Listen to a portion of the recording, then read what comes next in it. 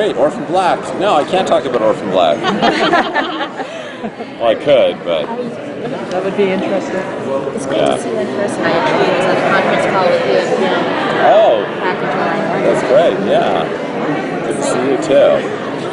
So, what's it like adapting the series when the originators of the idea are always present? Is it more difficult, less difficult? How does that play out? you know, it's actually been great because both Guillermo and Chuck have been very open to, kind of me taking my own approach with the show, and they haven't been precious about the material.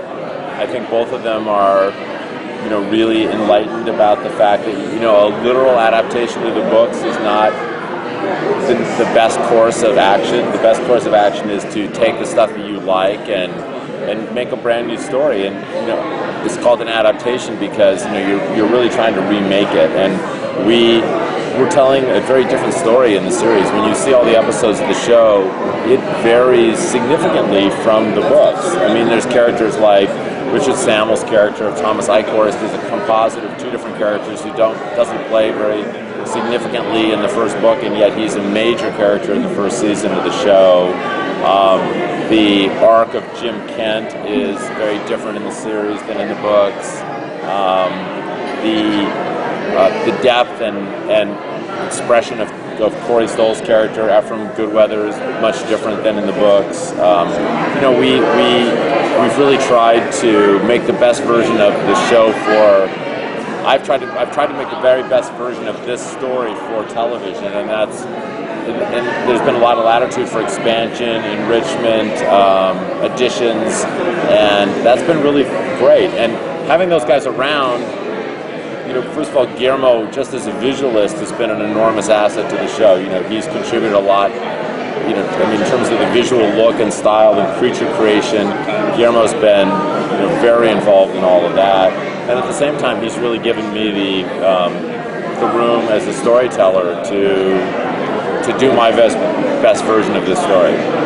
Now, what about characters' fates? You said things were going to be a little bit different from the book. It wasn't going to be like a script. Can we expect the characters that are in the book to meet similar fates, or could it be that some characters that didn't survive in the book may survive, and vice versa, or just mix it up? Yeah, we're definitely going to mix it up. I don't think that you can't count on the books to be a literal guide to the characters' fates.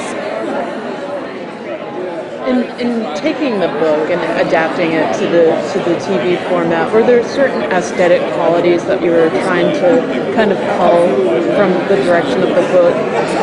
I felt, I responded to the book because there were just so many wonderful genre elements, and I had, early in my career, I'd worked on the development of the story and the screenplay for Indiana Jones and the Last Crusade, and somehow that just popped into my brain, and the two things kind of synthesized, and I saw that there was a way to tell this kind of almost like an adventure story with horror elements, which is kind of how I saw it. And there were all these kind of wonderful set pieces and characters and situations that could make for sort of a great adventure thriller. And even Indy has horror moments. I mean, there's, you have like guys' faces melt off, so it felt like it was a good model for making a really great, engaging sort of summer popcorn series, which is kind of what I think The Strain is.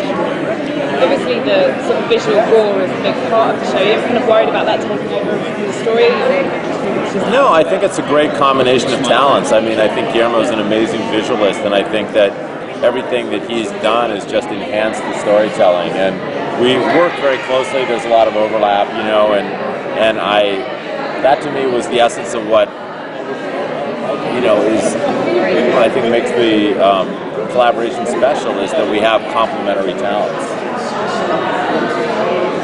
Thanks, guys. We actually have to move on to the stage. Okay. Thank you, guys.